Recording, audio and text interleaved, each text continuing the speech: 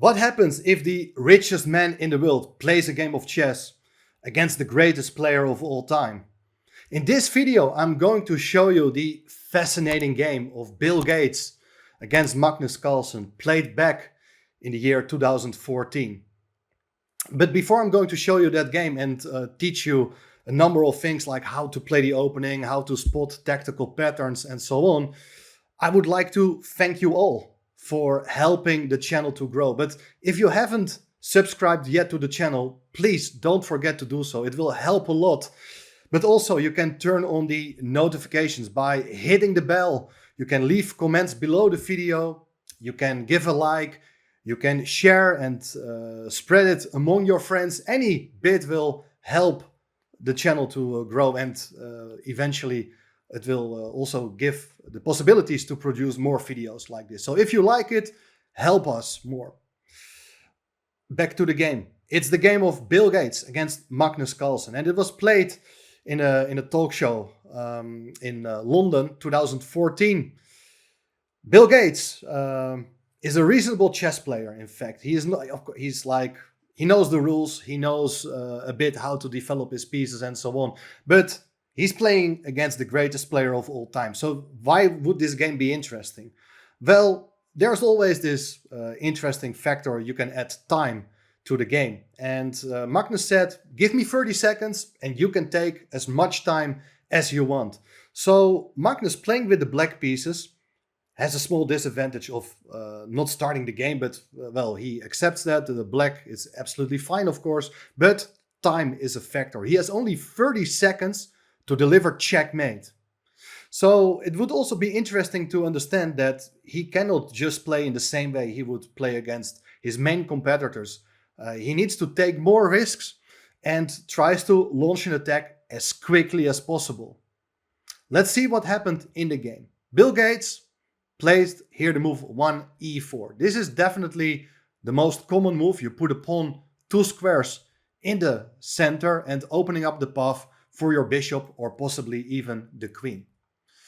And now Magnus goes for an interesting move. Rather than replying here with the move 1e5, which is his main repertoire against his main competitors when he played World Championship matches. In his black games, he mainly opted for that move. But instead, he plays here the move knight c6, trying to, surprise Bill Gates with his move. But anyway, Bill Gates played a very sensible move. He went for the move knight f3, bringing the knight into the game, following the principle of the golden rules, which states that you have to place a pawn in the center, develop your minor pieces, and after that, make sure that your king will be in safety. So Bill Gates is familiar with these rules, and that's a good thing, which also shows that he understands a bit of chess. Magnus, he could have gone here for the move e5, which basically transposed to 1e4, e5 openings, but he has a different idea in mind, and keep in mind the time factor. He needs to get out its pieces as quickly as he can. He played here the move d5, which challenges the pawn on e4 and forces white to make a decision, because you don't want to allow black just to be able to capture that pawn. And now the critical move here would be to take the pawn on d5, forcing black to recapture with the queen. But Bill Gates instead played here the move bishop d3. And now the principle is that he doesn't mind trading off the pawns, because he can then recapture with the bishop on e4. But the main drawback of this move, and the reason why bishop d3 is in fact not such a good move, is that it's hindering the d-pawn. This d-pawn cannot be advanced any longer, cannot come to d3 nor to d4, and that means that the bishop on c1 cannot be developed in an efficient manner. The bishop on d3, it's not looking great. So never place your bishop in front of your pawn like that, as the bishop on d3 itself, it's not so bad, but it hinders the development of the other pieces. And Magnus played here knight f6. This is interesting because, as I said, he could have taken the pawn, but that kind of helps white. The bishop is very active here, could potentially take the knight, but most importantly, the path of the d-pawn has been cleared and white is about to play d4, following it up by getting the other bishop out. But instead, knight f6 is an interesting move. And Bill Gates, he was actually playing with only 2 minutes. Magnus with 30 seconds, Bill Gates with 2 minutes. He had time, but of course he feels the pressure. He needs to act very fast as well. Had no time to compare all the options. He decided to take the pawn on d5 anyway, which is a sensible move, but probably it would have been more clever to not capture the pawn, but to advance the pawn to e5, which does hit the knight and forces black to move the knight away. Now, for instance, if the knight would go back to d7 with the idea to attack the pawn on e5 twice, white needs to find a way to support the pawn, otherwise he's going to lose a pawn. But in that case, the clever move here is bishop to b5, a difficult move to find, but the point is that black is unable to capture the pawn now, because now after knight takes e5, white is going to take, and black is not allowed to take with a knight, as the knight on c6 is pinned. If the knight moves, the king will be in check. So bishop b5 would be an excellent move, indirectly defending the pawn on e5 and preparing white to get the pawn to d4, enabling the other pieces to get into play in a very convenient way. Didn't happen. Let's see what happened in the game. There followed e takes d5. Capturing a pawn, and black has a choice. He can take with a knight or with the queen. But since Magnus has this time issue, he brings out the queen. And this is, of course, always a very risky strategy. It can work out very well, but since you bring out your strongest piece, it is also a risk, because it enables the opponent to attack your queen a number of times. So the next move of Bill Gates is very logical. He played here the move knight c3, attacking the queen. And Magnus' idea was very clear. He wanted to bring the queen over to the king's side. So the queen is excellently placed, waiting for white to castle. And that's what happened in the game.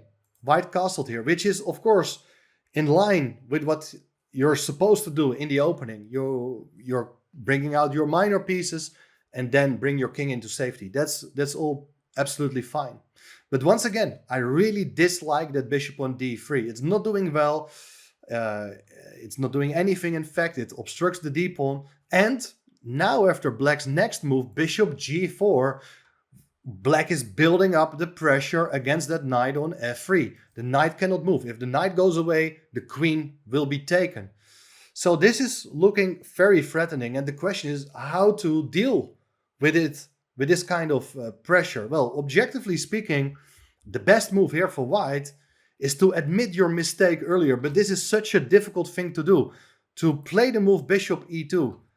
These kind of admissions, they are really difficult to do in a game, especially in a game with a shorter time control. Playing for the second time with the same piece is not what you're supposed to do in the opening. But with the bishop on e2, you're unpinning the knight on f3. In case black is going to take, you're able to recapture with the bishop. Next move, you're able to bring up your d-pawn. Black is having an interesting game. I like black, but white is very solid in this case. But look what happened, because we are arriving at the critical moment of the game. Instead of playing the move bishop e2, Bill Gates played here the move h3, attacking the bishop on g4. And look what Magnus did. He had only like 20 seconds left. He need to make an instant decision. What are you going to do? A lot of people would think, let's move the bishop somewhere. But instead of capturing on f3, which would have been a very reasonable move, because now you're kind of forcing white to recapture with the queen. Queen takes f3, queen takes f3, g takes f3. These pawns, they are very ugly. And positionally speaking, black is much better. But do you think black is able to win this with only like 15 seconds left on the clock? No way. If you want to avoid getting flagged, you need to keep your best pieces on the board. So this is definitely not what Magnus had in mind. Instead of taking on f3, which is objectively the best move, offering black an advantage, he played here the amazing move knight e5. And this is really, really spectacular because the knight is putting pressure on the knight on f3. Now the knight is actually 3 times attacked by queen, bishop and knight. And of course, knight takes e5 is not possible because of bishop takes d1 and it's bye-bye queen. But of course, black just ignored the threat. White can capture the bishop. This is what was played by Bill Gates. He is a full piece up. But Magnus's idea was to recapture with the knight from f6 on g4. And you see that with the queen and knight, he is building up tremendous pressure against the white king. And look, what's the idea here? If you make a random move, if you feel like let's move the bishop away, then the idea is to take on f3 with check. White will be forced to recapture. And now there's no longer a knight on f3. So white is getting checkmated on h2. This is the idea. But feeling the tension, the heat of the moment, Bill Gates forgot about the threat. He, instead of playing bishop e2, he played here knight takes e5, believing that he can capture just another piece. And when you're material up, trading of pieces is of course a good thing to do, but not if it does allow mate in one. It's queen h2 with checkmate. Absolutely amazing blunder by Bill Gates. He probably had only been counting on a recapture, like queen takes e5, but then queen takes g4 is actually 2 extra pieces for white. That's not good. And also knight takes e5 would be a terrible blunder, as it does allow the move queen takes h5. But he just overlooked queen h2. And that's how Magnus managed to defeat the richest man in the world with only 12 seconds played. That's really amazing. But let's go back to that critical moment where Magnus had sacrificed a full bishop. He is having a very dangerous attack. And the main threat, as I said, is knight takes f3. Can white still defend here? It's very difficult. You can no longer defend the knight, because if you defend the knight, black is going to take it and it's going to be checkmate on h2. The only thing you can try here is trying to get away with your king. And that could be done here with the move rook e1. But this is a very difficult move to find. And if white would have found this move, things could have ended much differently. Because, for instance, if you do take on f3, it's queen takes f3, queen h2 with check, and now the king is able to run away. You have one more check on h1, but that is leading nowhere. The king comes to e2, the king is safe, the rook is threatening the queen, and the white queen is threatening the knight, as well as to take on b7. And don't forget that black is already a piece down. So you see that Magnus was just totally bluffing his opponent. He had to do so in order not to get flagged. But you see that objectively speaking, Bill Gates, the richest man in the world at the time, had a winning advantage against the greatest player of all time. Absolutely amazing. And I also thought it was a very nice game to show you how the opening principles are working, how to cope with tactical ideas.